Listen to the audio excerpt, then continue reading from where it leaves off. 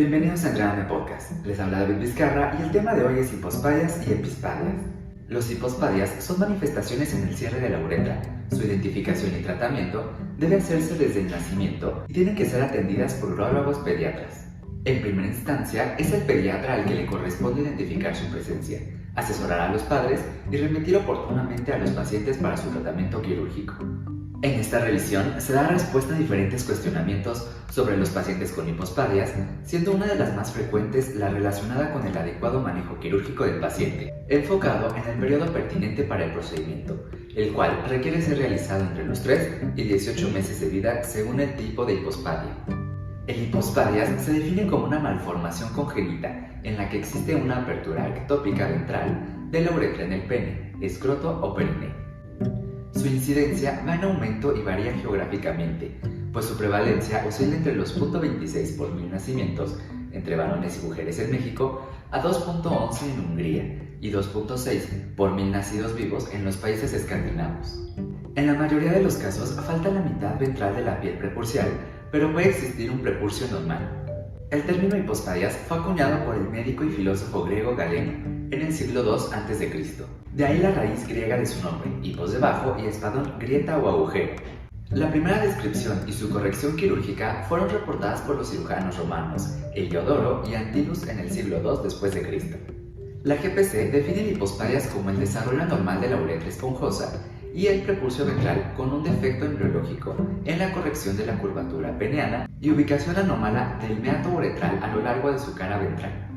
Los agentes etiológicos que se han propuesto para el desarrollo de hipospadias son factores endocrinológicos, genéticos, ambientales y maternos. Su causa fundamental es un efecto de la estimulación andrógena del pene durante el desarrollo, lo que evita la formación completa de la uretra y sus estructuras periféricas. Este defecto puede ocurrir por producción andrógena deficiente por parte de los testículos y la placenta, por falta de la enzima 5-alfa reductasa que convierte la testosterona en dihidrotestosterona, que es la forma activa de la testosterona, o bien la falta de esta, así como por la presencia de receptores andrógenos deficientes en el pene. No está claro el origen de hipospadias habitual que no se vincula con el trastorno de diferenciación sexual. Se ha observado una mayor incidencia de hipospadias en las concepciones durante el invierno. También se le ha relacionado con la ingestión materna de agentes progestágenos. Se ha señalado que los factores genéticos pueden estar involucrados en la presencia de hipospadias debido a una mayor incidencia en pacientes cuyo padre padece de hipospadias, pues el riesgo de que el hijo pueda ser afectado es del 6 al 8%. Las anomalías que más se vinculan son la criptorquidia de un 8 al 10%, que se incrementa hasta el 30% en hipospadias proximales, y en la hernia inguinal del 9 al 15%. Asimismo, es frecuente un utrículo prostático grande en el hipospadias posterior, con una incidencia cercana al 11%, mientras que en un 2 al 14% se aprecia torsión del pene, la cual es secundaria a una desviación del rafe medio. El hipospadias consta de los siguientes componentes: una curvatura ventral definida en grados, siendo leve de 0 a 30 grados, moderada de 31 a 45 grados y severa mayor a 45 grados. La posición del meato puede ser anterior del surco balano prepulsial hasta el glande, medio en peneanos y posterior en proximales. El tipo del glande puede ser plano, superficial y profundo. En la forma del prepucio, hay prepucios cerrados con apertura parcial y completa. La rotación peneana es definida en grados. Leve es menor a 30 grados, moderada de 30 a 60 grados y severa mayor a 60 grados. Y en la forma del escroto, el escroto en hipospadias nace por detrás del pene y esto se conoce como transposición penoescrotal o escroto prepeneano. De todos estos, el más importante de los componentes descritos es la posición del meato, ya que nos permite clasificar los hipospadias. La localización del meato en su mayoría es anterior, de un 65 al 70% de los casos, seguida de la media, de un 10 al 15% de los casos, y la posterior en un 20% de los casos, mientras que de acuerdo a su localización hay variantes. La primera clasificación se realizó utilizando como base la localización original del meato. Sin embargo, la severidad del hipospadias no siempre puede definirse por la localización original del meato. Por tanto, se propuso que la clasificación se basara en la localización del meato luego de corregir la curvatura ventral. Existen hipospadias con el meato en la punta del glande, donde la curvatura ventral sin hipospadias es una entidad en la que el meato está en el vértice del glande, Pero hay una hipoplasia de uretra que condiciona una curvatura ventral. En el procedimiento quirúrgico correctivo, al realizar la ortoplastia, el meato se ubicará proximalmente al pene, escroto o perine. En ese momento, se convierte en hipospadias, es decir, que las curvaturas ventrales y hipospadias posterior a la ortoplastia serán hipospadias. Para el diagnóstico, se realiza examen físico, meato urinario ectópico y testículos palpables en escroto. Si hay solo un testículo palpable o si no se palpa ninguno, debe ser valorado por el endocrinólogo y el genetista para descartar un trastorno de diferenciación sexual. No son necesarios estudios de laboratorio para el diagnóstico de hipospadias. Cuando se requieren estos estudios es porque se considera un trastorno de diferenciación sexual. Estos trastornos son afecciones congénitas que se caracterizan por el desarrollo atípico del sexo cromosómico, gonadal o fenotípico.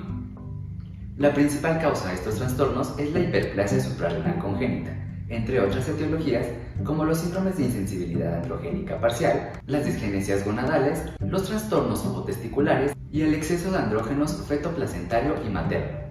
No se necesitan estudios de gabinete para el diagnóstico de hipospadias. No obstante, si se sospecha de trastorno de diferenciación de sexo, el genetista y el endocrinólogo pediatra solicitarán cariotipo y hormonas para definir el tipo de trastorno.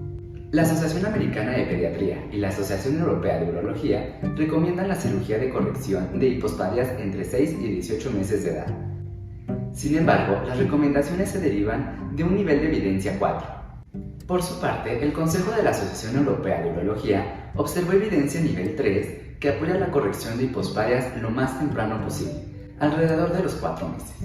Aunque no hay estudios basados en la evidencia sobre la mejor edad para la cirugía de hipospadias, se menciona que esta debe ser completada antes de que el niño ingrese a preescolar, menor a 30 meses, y debe tomarse en consideración el desarrollo psicológico. Todos los pacientes identificados deben ser valorados por el urólogo desde su detección al nacimiento o primeros días de vida. La GPC recomienda que la intervención quirúrgica se realice después de los 6 meses de edad, idealmente entre los 6 y 18 meses. También recomienda que en los pacientes con hipospadias y micropene se administre enanato de testosterona a 2 mg por kilo por dosis, por vía intramuscular cada semana, durante 3 semanas, con el objetivo de que el pene alcance más de 2 centímetros de longitud. Y en caso de que no sea posible administrar testosterona, se sugiere no llevar a cabo la intervención quirúrgica hasta que la longitud del pene sea mayor de 2 centímetros. La corrección de hipospadias puede realizarse en una sola cirugía, un tiempo, o 2 cirugías, 2 tiempos, donde los pasos para corrección de hipospadias son los siguientes. Ortoplastia. Aquí es la corrección de la curvatura ventral hasta que se logre la verticalidad del pene. La glandeplastia representa la plastia del glande dándole forma de bellota. La postectomía consiste en retirar el prepucio redundante, circuncisión, o preservación del prepucio con cierre del mismo en la línea media. Y estrectoplastia, que es la corrección de la transposición penoescrotal insertada en el escroto en la parte anterior de la base del pene. Hay diversas técnicas descritas para su corrección, como la incisión y tubularización de la placa uretral, que para algunos es la técnica de elección para la corrección de hipospadias en la actualidad. Sin embargo, para la GPC y ante la evidencia científica actual, no es posible recomendar técnicas de primera elección para la corrección de hipospadias, pues existen diferentes técnicas quirúrgicas para lograr un meato ubicado en el ápex del glande, corregir la curvatura ventral del pene frecuentemente asociada y lograr el mejor resultado funcional y estético. Los expertos recomiendan que, de acuerdo a la variedad de hipospadias y calidad de la placa uretral, utilicen las siguientes técnicas, tomando en consideración que cualquier otra puede ser adecuada de acuerdo a las particularidades de cada caso. Hipospadias distal con o sin curvatura peneana, avance metal con glandulopatía o plato incidido tubulizado. Hipospadias medio con cuerda, colgajo en la isla Unley o cirugía correctiva en 2 tiempos. Hipospadias medio sin curvatura, plato incidido tubulizado. Hay que considerar que en el paciente con hipospadias y cuerda peneana es necesario, después de la resección de la cuerda, evaluar las condiciones de hipospadias para planear la técnica de corrección adecuándose a cada caso. En casos de hipospadias medio y proximal, se recomienda realizar una adecuada cobertura de la ureteroplastia. Y en hipospadias proximales, donde no es posible utilizar placa uretral, se sugiere realizar técnicas en 2 tiempos con aplicación de injertos de mucosa oral y cobertura adecuada de la neuretra con túnica vaginalis. También se debe usar parche semiconceptivo en los pacientes operados de hipospadias medio y proximal y en aquellos anteriores en los que se efectuó disección amplia de tejidos. Se describen tasas de complicaciones postoperatorias que van desde el 5 hasta el 54%, siendo más frecuentes cuando más proximal esté el meato nativo. Las complicaciones de la reparación de hipospadias incluyen la fístula uretrocutánea, estenosis del meato, estenosis de la uretra, divertículo en la uretra, infección y dehiscencia uretral o del glande con fracaso en la reparación. Es posible que surja la duda de si deben corregirse quirúrgicamente todos los hipospadias, y aunque lo ideal es que se corrijan, ya que mejoran la adaptación psicosocial de los pacientes, los hipospadias distales permiten una funcionalidad normal y podrían no operarse. Además, hay que mencionar que los hipospadias distales y peneanas tienen adecuada fertilidad. Al llegar a la edad adulta, si fuera el caso, cuando las erecciones se tomaran más constantes, el pene puede desarrollar algún tipo de curvatura, siendo el mejor momento para corregir los hipospadias que generalmente están asociados a una deformidad hacia abajo durante la erección, además de molestias generales y molestias durante la micción y las relaciones sexuales. El epispadias es una anomalía peniana en la cual la uretra se abre sobre la pared dorsal del pene, aunque también se puede presentar en niñas, con un clítoris bífido, uretra redundante y un cuello vesical deforme, normalmente acompañada a la extrofia vesical, pero puede aparecer como entidad aparte, en cuyo caso tiene una incidencia de 1 en 100.000 hombres y de 1 en 500.000 mujeres. Es motivo de consulta por incontinencia urinaria en niñas y en cerca de un 70% de los varones, dependiendo el grado. Los epispadias glandulares o penianos pueden ser continentes. Resulta característica la separación del pubis en la placa del abdomen, así como una menor capacidad vesical y reflujo vesicouretral. Este último presente en el 90% de los casos. El tratamiento quirúrgico nunca es neonatal, sino entre los 6 y 18 meses. Como definición, es una malformación genitourinaria congénita perteneciente al espectro del complejo extrofia epispadias, caracterizada en varones por un meato ectópico o una banda mucosa en lugar de la uretra en el dorso del pene, y en mujeres por un clítoris bífido y una hendidura uretral variable. La prevalencia del complejo extrofia epispádicas al nacimiento se estima en 1 de cada 10.000, dado que del epispadias, la extrofa vesical clásica y la extrofa cloacal están reconocidos en la actualidad como variantes clínicas de un mismo espectro y no se dispone de datos epidemiológicos precisos. Es probable que la malformación esté infradiagnosticada en mujeres, aunque se estima que la relación ajustada de hombres-mujeres es de 1.4 a 1. Aunque se reconoce al nacer, las formas distales que se presentan únicamente con anomalías clínicas menores pueden pasar desapercibidas en el momento del nacimiento, particularmente en las mujeres. El epispadias en varones puede clasificarse como penopúbico, peniano o glandular, dependiendo de la localización del meato, observándose una corda dorsal en todos los casos, aunque en grado variable. En mujeres, el epispadias puede ser grave, con una hendidura que afecta a la totalidad de la uretra y al cuello vesical, junto con prolapso de la mucosa vesical. También puede ser intermedio o leve, con un meato abierto. La pared abdominal, el recto y el ombligo son normales y las anomalías pélvicas y del suelo pélvico son menores o están ausentes. La incontinencia urinaria es el principal síntoma clínico en ambos sexos, variando desde el goteo de orina permanente a través del meato en las formas graves hasta incontinencia urinaria de esfuerzo, con tos y actividad intensa en las formas más leves. La incontinencia urinaria puede no manifestarse en aquellos pacientes con las formas más distales de epispadias. El epispadias resulta de una anomalía durante el desarrollo embrionario temprano asociada a una división anómala de la membrana cloacal, causando el desplazamiento del tubérculo genital y resultando en un defecto de cierre de la placa uretral y en una localización uretral dorsal anómala.